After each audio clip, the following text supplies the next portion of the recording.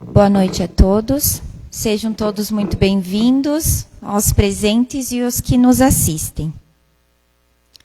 Antes de iniciarmos, gosto sempre de pedir, quem tem doações de alimentos, roupas, calçados que não faz mais uso e sentir no coração de deixar aqui na nossa casa, todo segundo sábado do mês entregamos às famílias cadastradas.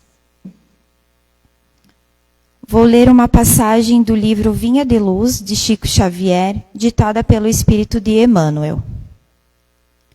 Paz no mundo e paz no Cristo. A paz vos deixo, a paz vos dou, não vô-la dou como o mundo a dá. Jesus, João 14, 27.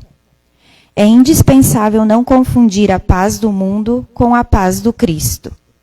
A calma do plano inferior pode não passar de estacionamento.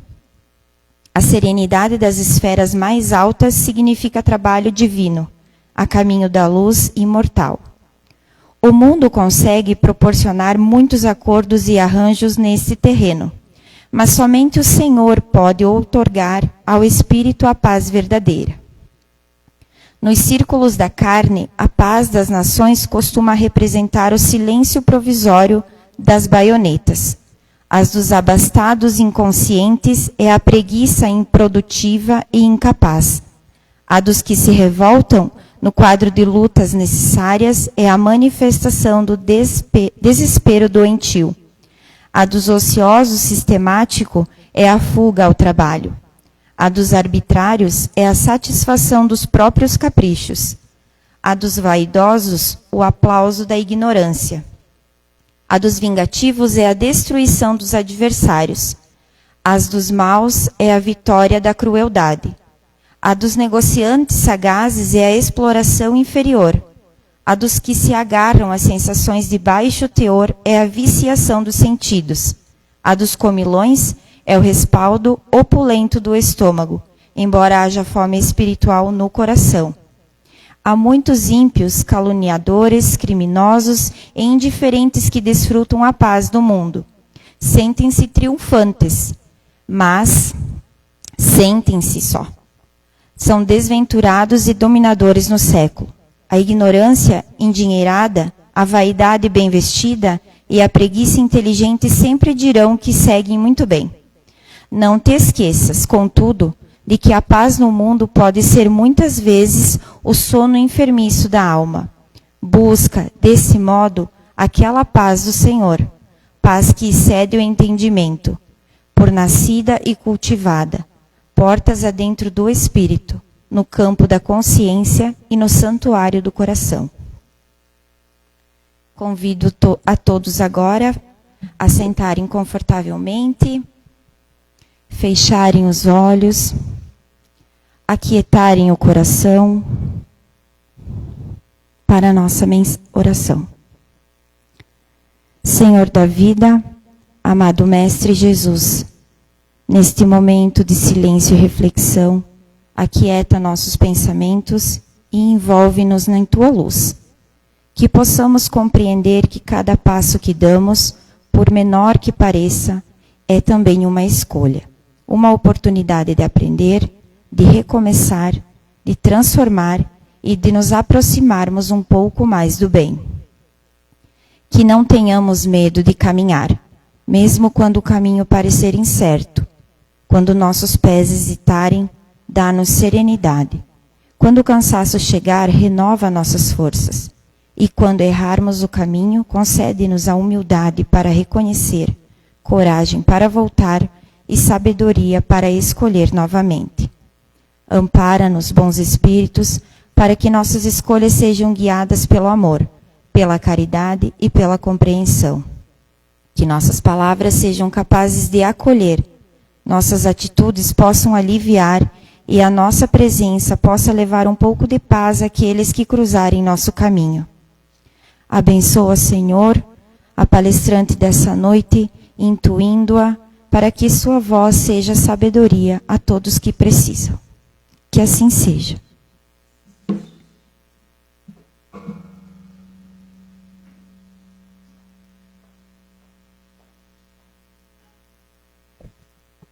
Boa noite a todos. Eu vou começar a palestra de hoje com uma pergunta. Vocês não precisam responder em voz alta, só para vocês mesmos. Se hoje vocês fossem fazer uma caminhada com mais de 100 quilômetros, o que vocês levariam na mochila de vocês? Quais itens essenciais vocês carregariam? Quais tipos de pensamentos vocês levariam na mente de vocês? Que tipo de pensamento te acompanharia?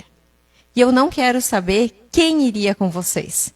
Porque apesar de nessa caminhada várias pessoas cruzarem com vocês, quem faz a caminhada é você, sozinho. Pé por pé, você sozinho. E é assim mais ou menos que funciona a vida. Vocês já vão ver a seguir. Por que eu comecei com essas perguntas? Porque em junho desse ano eu fiz o caminho de Santiago da Compostela. Por isso que eu escolhi fazer esse tema, trazendo uma comparação com o caminho de Santiago à luz da doutrina espírita. E a gente decidiu fazer essa caminhada, fui eu e uma amiga minha, ela é minha amiga de vida, assim, a gente é amiga desde os 5 anos de idade. E quando a gente tinha uns 15 anos, a gente leu um livro do Paulo Coelho que falava sobre o caminho de Santiago. E a gente combinou, vamos fazer em algum momento da nossa vida esse caminho? Vamos fazer com 30 anos. A gente, não, acho que com 30 a gente vai estar tendo filho, acho que não vai ser uma idade legal. Então vamos fazer com 40. Quando eu fiz 40, ela me telefonou. Ela mora hoje na Holanda, e a gente estava mais de 8 anos sem se ver. E ela falou, vamos fazer o caminho de Santiago agora? Chegou na hora da nossa promessa. Eu falei, então vamos lá. E a gente decidiu fazer. Estou longe de fazer aqui uma palestra, não tem nada de conotação turística, tá? Só para vocês entenderem. O caminho de Santiago, na verdade, são vários caminhos. O maior deles é o do francês, que são 800 quilômetros caminhando. O português, que são 200 e poucos quilômetros caminhando, e eu e ela fizemos o primitivo, que foram 323 quilômetros caminhando em uma parte mais primitiva mesmo da Espanha. Sai de Oviedo e chega à Catedral de Santiago, caminhando praticamente no interior da Espanha. Como é que começou essa história do caminho de Santiago? Ele veio através do apóstolo Tiago Maior, que ele só tem esse nome para ser diferenciado do Tiago Menor, não que ele seja mais importante. Ele era irmão de João Evangelista, ele era um pescador e foi um dos primeiros discípulos escolhidos por Jesus para caminhar com ele. E quando, após Jesus falecer, o primeiro apóstolo que morreu foi o apóstolo Tiago, ele foi executado e os seus restos mortais foram encontrados depois onde hoje está a Catedral de Santiago. Então existe uma lenda, uma história de que os pescadores locais pegaram então o corpo do apóstolo Tiago, levaram para Galiléia e teriam enterrado lá. E que então uma pessoa teria seguido uma luz, uma estrela, acompanhou ela e quando chegou lá, teria encontrado então os restos mortais do apóstolo. E lá foi construída a igreja. A partir de então, passou a existir o caminho de Santiago desde o século IX, onde diversos peregrinos, e a maioria deles cristãos, começaram a fazer o caminho em homenagem ao apóstolo. Qual que é o significado do caminho? É você deixar a sua zona de conforto, coragem para seguir um propósito maior, perseverança durante as dificuldades, a transformação interior e fé por meio do serviço e da humildade. Então, no caminho, a gente tem diversos símbolos, né? Eu trouxe aqui, são todas as fotos que eu fiz daqui para frente. Um dos principais símbolos do caminho de Santiago é essa concha que tem ali que eu estou segurando na mão. Antigamente, os peregrinos usavam a concha para tomar água. Hoje, os peregrinos carregam ela nas costas para mostrar que você é um peregrino. Então, as pessoas até te olham diferente, te deixam passar, cuidam, perguntam se você está bem quando eles veem que você é um peregrino. A seta amarela ela vai indicar o caminho que você tem que seguir. Então, em todo cruzamento, todo lugar que você for, tu vai passar e vai ver uma seta amarela indicando. Existe um aplicativo que tu baixa no celular e ele vai mostrar onde você está e qual que é o caminho. Então, se você se perder, tu consegue olhar por ali. Mas a gente não se perdeu nenhuma vez porque é super bem direcionado. Qualquer lugar que você olha tem a setinha amarela. Tem aqui do lado o passaporte do peregrino, que você precisa a cada dia ter pelo menos 2 carimbos para provar que você caminhou até chegar à catedral. Então, a cada cidade, a cada dia precisa ter os 2, e quando você chega em Santiago, tu entra na igreja, um pouco do lado, e eles te dão a compostela para comprovar que tu fez, né? Então, essa é a prova. E você vai parando e carimbando. Tem também a mochila, que a mochila nada mais é do que um símbolo da nossa vida, dos nossos pesos, das nossas escolhas que você carrega durante o caminho. E o cajado, que todo peregrino tem, que é para demonstrar a fé em Deus, o suporte que Deus nos dá na nossa caminhada. A gente tem aqui uma imagem, um pouco antes do caminho de Santiago, da chegada em Santiago, que é do apóstolo Tiago, onde vocês podem ver que tem diversas fitinhas, tem fotos, tem conchas. Então, o que as pessoas fazem? Vão fazendo o caminho e vão escrevendo o nome das pessoas que eles gostam em conchas e deixando ali para fazer oração. Vão fazendo pedidos para quem está doente. Tem fotos de criança, assim, um monte, sabe? Então, a gente vai percebendo no decorrer do caminho que ele não é um caminho exclusivamente católico, mas sim um caminho de fé. Que a transformação ela não vai acontecer no destino, quando tu chega na catedral. A transformação acontece justamente no caminho, enquanto você está caminhando e no coração daqueles que decidem caminhar. Então, no decorrer, vocês vão, se alguém fizer, né, vocês vão perceber que vocês vão encontrar diversos tipos de pessoas fazendo por inúmeros motivos. Por esporte, por lazer, só para caminhar. Tinha até uma escola fazendo com os alunos. Eu encontrei um homem que ele estava fazendo porque tinha morrido a esposa dele há 3 meses e a mãe há 1 mês. E ele não tinha filhos. Aí ele me falou, eu preciso encontrar o sentido da minha vida de novo, porque eu vivia para elas. Trabalhava para elas, a gente trabalhava tudo junto. Ele falou, perdeu o sentido da minha vida. Ele estava chegando nos 800 quilômetros e ele falou que ele ia voltar e fazer de novo, porque aquilo não tinha sido suficiente para ele. Também encontrei uma moça que ela contou, era a 3ª vez que ela estava fazendo, que ela contou que a primeira vez que ela fez, chegou em Santiago e ela sentia que ela precisava voltar. Ela falou, tinha uma coisa dentro de mim falando que eu precisava voltar. Entrei no ônibus, voltei para Oviedo e fiz tudo de novo. No caminho, ela conheceu um cara e casou com ele. Então, cada um com a sua história, né, dos seus objetivos de vida. Teve uma tarde, a gente saiu de manhã cedinho e começou a chover. A gente caminhava cerca de 25, 30 quilômetros por dia. E chuva, e aquela mochila, capa de chuva, tênis molhado, tudo totalmente desconfortável, né? Pensei, ai meu Deus, que dia daqueles. Passamos por uma casinha e tinha uma fumacinha saindo. E uma etiqueta, assim, ó, temos selos, que é aquele carimbinho que eu precisava. Então eu falei para minha amiga, vamos entrar aí pra gente dar uma esquentadinha, né? Já que estava frio. Chegamos lá. O cara ofereceu um café para nós, era a casa dele, ele recebia os peregrinos assim mesmo, só para trocar uma ideia. Comecei a olhar a livraria lá do cara, a estante, olha que eu encontro. O livro dos médiuns. Eu pensei, vou ter que conversar com ele, né? Daí eu queria saber, conversei com ele para sentir como é que era o entendimento dele da doutrina. Era mais básico, assim, mas ele tinha essência, né? Daí ele comentou comigo que para ele, o que mais combinava com o caminhar de Santiago, com a doutrina espírita, era o Santo Agostinho. Porque qual é a lição? No Livro dos Espíritos, Santo Agostinho fala, qual é o meio mais eficaz para progredir e resistir ao mal? É o autoconhecimento.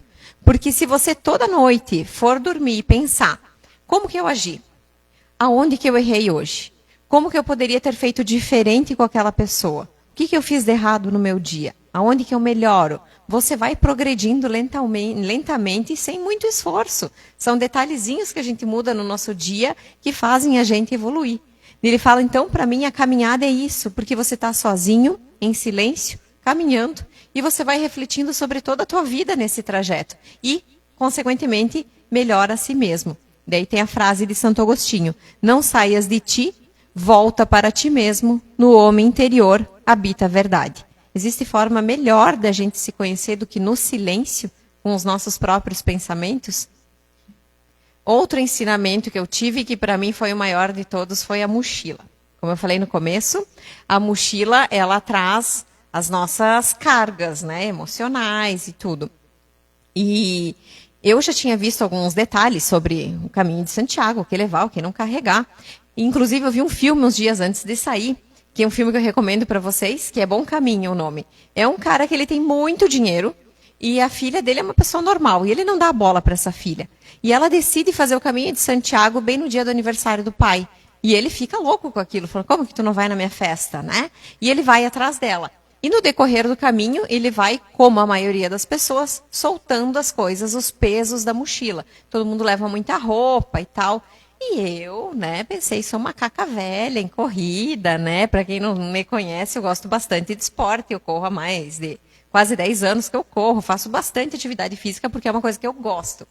Pensei, eu não vou sofrer, né? Parte física para mim, vou tirar de letra. Né? Levei bonito, justamente por causa da questão da mochila. Eu sei, né? Isso que mais me mata, assim, para a gente ver como a gente fica remoendo. O que mais me mata é que eu sei que a gente não pode nunca fazer uma prova e testar o equipamento na prova.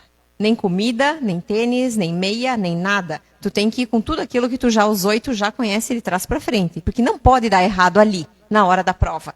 E eu ouvi, né, tinha lido, que a mochila tem que pesar no máximo 10% do teu corpo. Daí eu peso 50 quilos. Dava 5. Eu pesei a mochila, só a mochila sozinha, com toda a estrutura de ferro que ela tinha nas costas para o suporte, pesava 1,5 kg. Coloquei minhas coisas dentro, básico do básico, gente, eu quase não levei nada. E fechou 6,5 kg, precisava carregar mais 1,5 litro de água. Eu pensei, meu Deus, me ferrei, né? Não vou conseguir carregar. São vários dias caminhando, não vou dar conta. Na hora de sair de casa, a inteligência aqui foi lá e trocou a mochila. Porque eu tinha uma mochila bem mais leve, 1,5 kg a menos, mas o que eu não me toquei é que essa mochila não tinha aquela estrutura que eu precisava para carregar. Ela botava todo o peso aqui nos ombros. Aí fui. Primeiro dia caminhando, soltei a mochila, pensei, meu Deus, isso aqui não vai dar certo. Dor, dor, dor.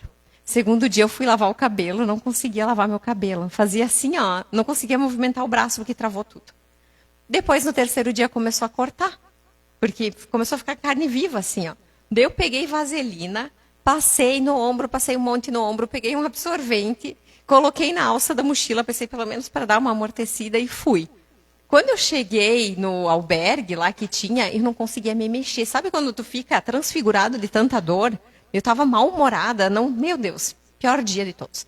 Tirei a mochila assim, ó, com dor, da mulher do albergue falou para mim, tu sabia que tem o José Manuel? É um cara que transporta as mochilas para as pessoas de uma cidade para outra. Tu paga, é baratinho e ele leva. Daí eu falei, eu sei, mas a mochila foi uma escolha minha, um erro meu, e eu vou levar ela até o fim. E eu tenho que arcar com o meu erro. Dela, é? Eu falei, não é esse o propósito, não é um dos propósitos do caminho de Santiago? Daí ela falou, pois é, penso diferente. Eu acho que você só carrega uma coisa que te machuca, tendo a possibilidade de soltar, ou se você é muito orgulhosa, ou se você está muito preocupada com a opinião dos outros. Eu levei um tapa na hora. Claro que eu sou orgulhosa. Ninguém me conhecia lá. Não estava nem um pouco preocupada se alguém ia falar se eu estava carregando ou não a mochila. Mas era o meu orgulho. Como que eu vou soltar a minha mochila? Foi uma escolha minha.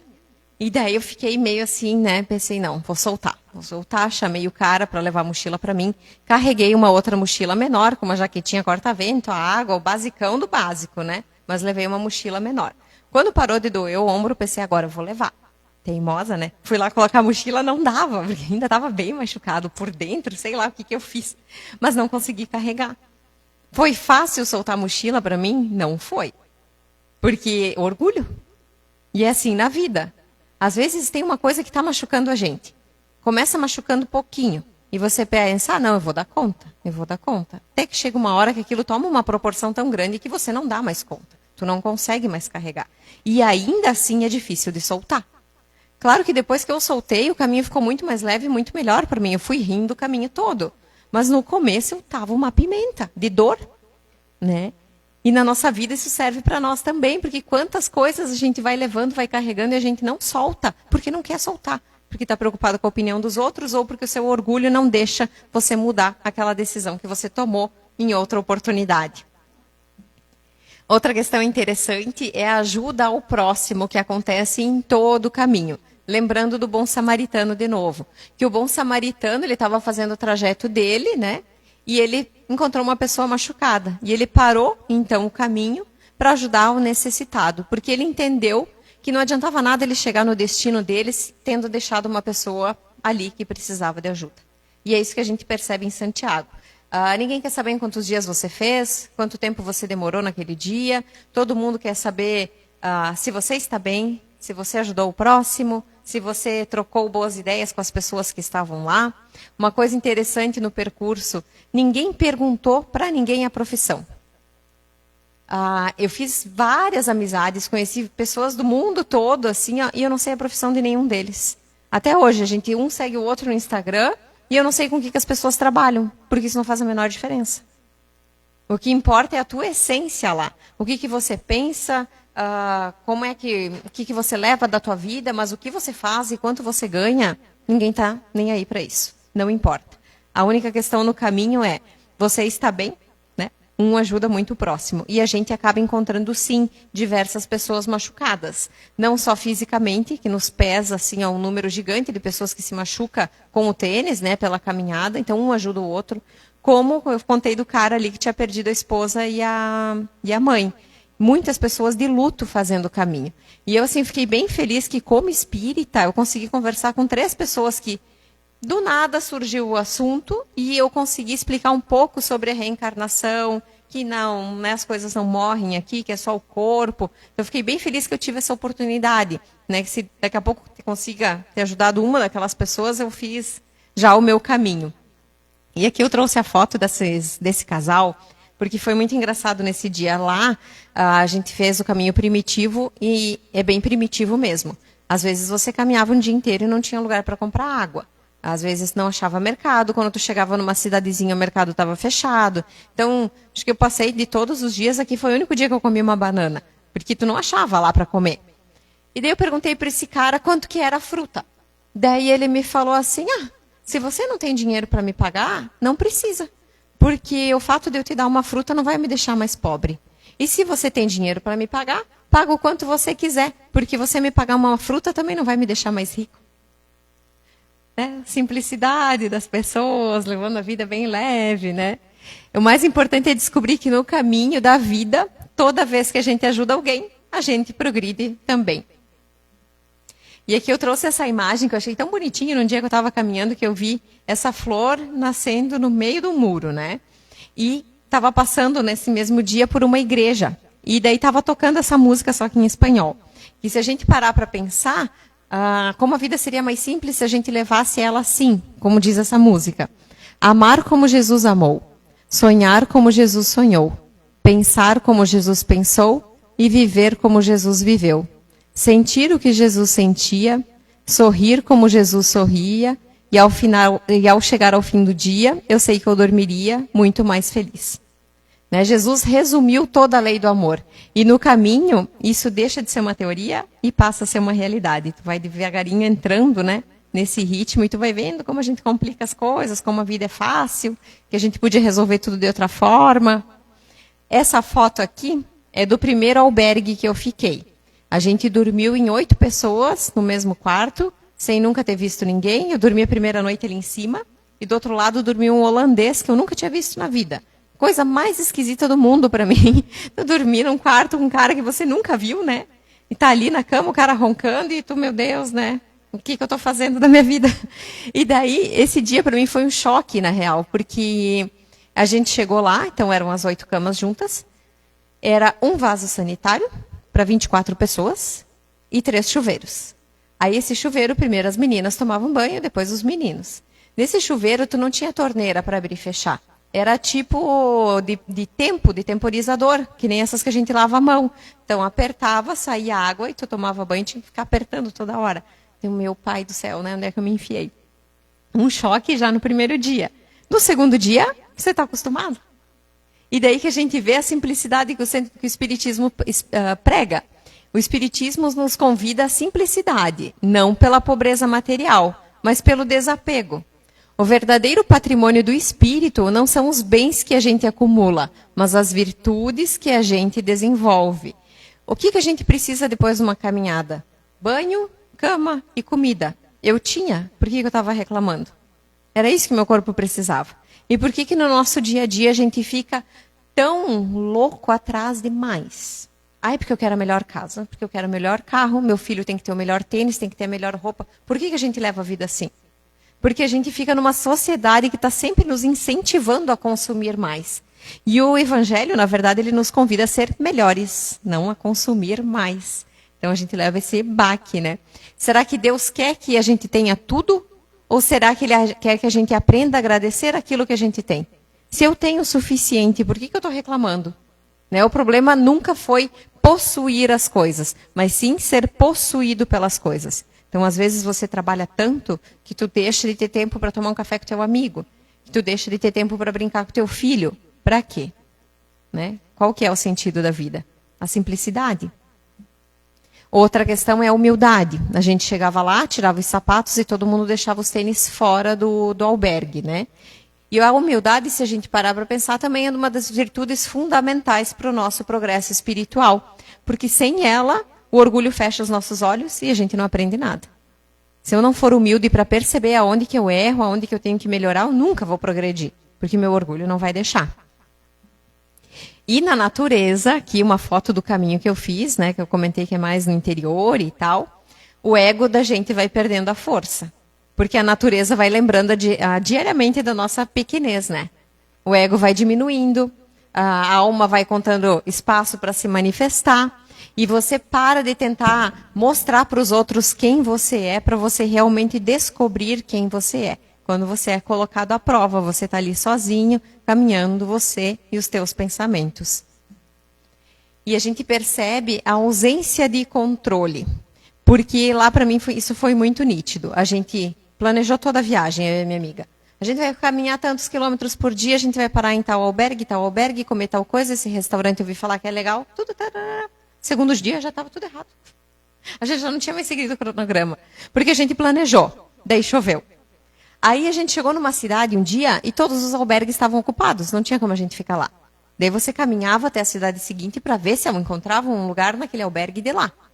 Então, já mudou a rota. Aí você machuca o pé, tem que parar. Eu machuquei o ombro, né? Estava totalmente fora do meu controle. Então, você vai se adaptando, tu vai mudando a rota. Nem tudo depende da gente. E a gente vai tendo essa sensação na hora do caminho e traz para a vida. Tudo depende da gente?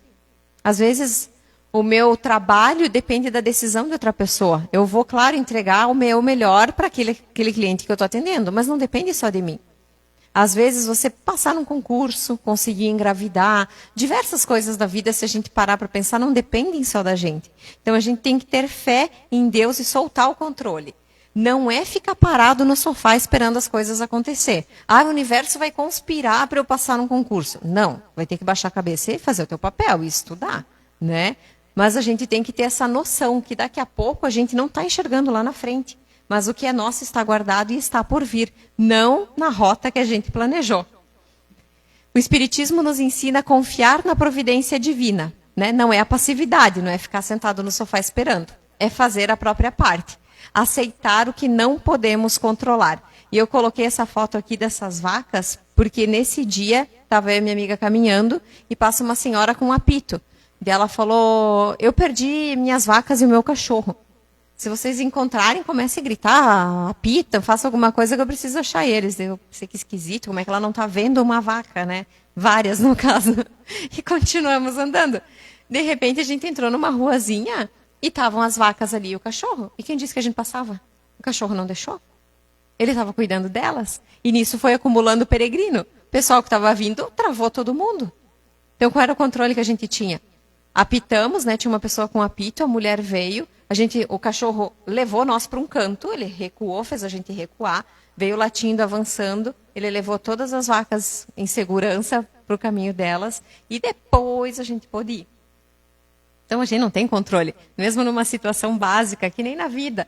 Espera, que depois você vai conseguir passar. Depois você vai conseguir o teu caminho. Às vezes está aquele vucu-vucu, aquele tumulto, porque não é a hora de você passar. Não é a hora da coisa acontecer.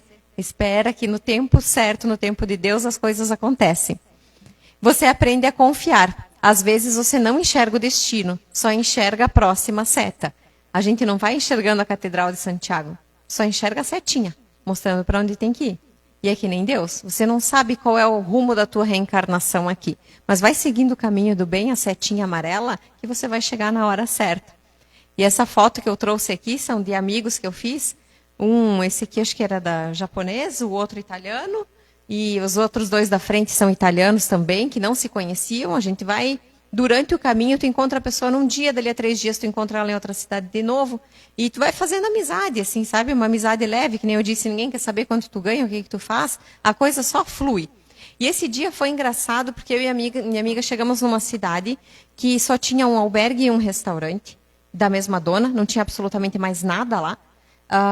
Eu pedi água para a mulher dela, falou, se tu quiser pega da torneira, porque não tem água para vender. Pensei, meu Deus, né, que não passe mal. Mas assim, sabe, foi muito esquisito. A gente acordou de manhã, não tinha café da manhã, só caminhar. E eu, meio viciada em café, né? Comecei, caminhei 1 hora, caminhei 2, e parecia no trajeto que ia ter uma cafeteria em breve. Chegava, estava fechado, eu já com dor de cabeça, da falta de cafeína, braba. De repente, chegamos num restaurante e estavam todos os peregrinos que a gente tinha encontrado no caminho lá. Esse era, acho que o 12º, 10º dia, já estava no final. Estava todo mundo lá. E, de repente, virou o melhor dia do caminho de Santiago. E é assim na vida. Às vezes a gente passa por um momento ruim, mas quando a gente menos espera, dá a virada da chave, que Deus está ali, né? O momento certo chega. Esse aqui, para mim, também foi outro grande aprendizado, porque pensei, meu Deus, que dia terrível, né? E a gente foi depois num restaurante, todo mundo almoçou junto, foi disparado o melhor dia de todos. A vida espiritual é semelhante. Nem sempre Deus mostra toda a estrada, mostra apenas o próximo passo. Vocês estão enxergando a setinha amarela ali na casinha? Né? Na vida é assim, às vezes a gente está olhando longe e não percebe que o sinal de Deus está ali pertinho, escondidinho. Né? Basta a gente serenar o pensamento, olhar as coisas com calma, que a gente encontra a seta amarela. Eu trouxe aqui a minha foto na hora da chegada, como vocês podem ver, com uma mochila bem menor. Que o caminho, na verdade, ele não termina na igreja, ele continua dentro de nós. A mochila pesa, o orgulho também pesa.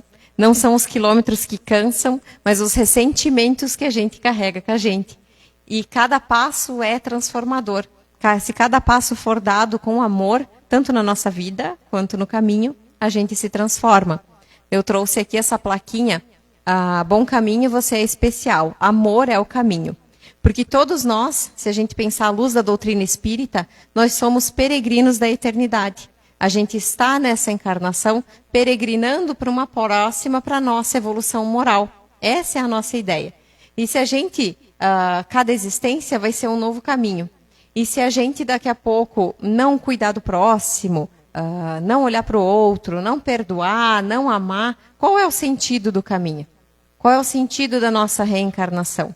Deus não quer saber em quanto tempo nós fizemos o caminho, em quanto tempo nós ficamos aqui na Terra. Ele quer saber o quanto a gente soube perdoar e amar o próximo. Que a gente tenha a simplicidade e a humildade da pessoa que caminha, dos peregrinos de Santiago e de outras pessoas, para que a gente não se apegue tanto aos bens materiais e tenha humildade para perceber os nossos erros e assim a gente se corrigir. E que quando a vida estiver muito difícil, que a gente esteja passando por um momento ruim na nossa vida, que a gente também lembre do peregrino, que ele levanta e ele dá um passo de cada vez. Porque Deus nunca abandona aqueles que fazem o caminho do bem. Uma boa noite a todos e bom caminho para vocês.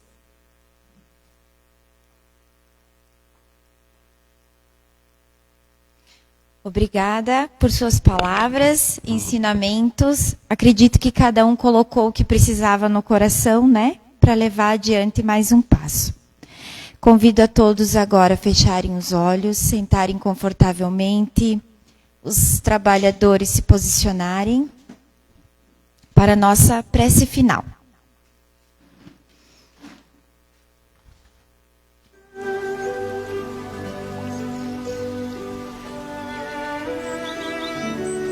Senhor Jesus, ao encerrarmos esse encontro, deixamos em Tuas mãos tudo aquilo que hoje ocupa nossos pensamentos e nosso coração. Que possamos sair daqui mais leves, levando conosco a certeza de que cada novo dia nos oferece uma oportunidade de escolher diferente, de recomeçar e de fazer o bem. Quando o caminho parecer difícil, que a fé nos sustente. Quando não soubermos por onde seguir, que a sabedoria nos ilumine. Quando o coração estiver cansado, que o amor nos escolha. Que os bons espíritos nos acompanhem, inspirando nossos pensamentos e fortalecendo nossas escolhas, para que nossos passos sejam sempre guiados pelo bem, pela fraternidade e pela paz. Agradecemos pelas experiências que nos ensinam, pelas pessoas que caminham conosco e até mesmo pelos desafios que nos convidam a crescer.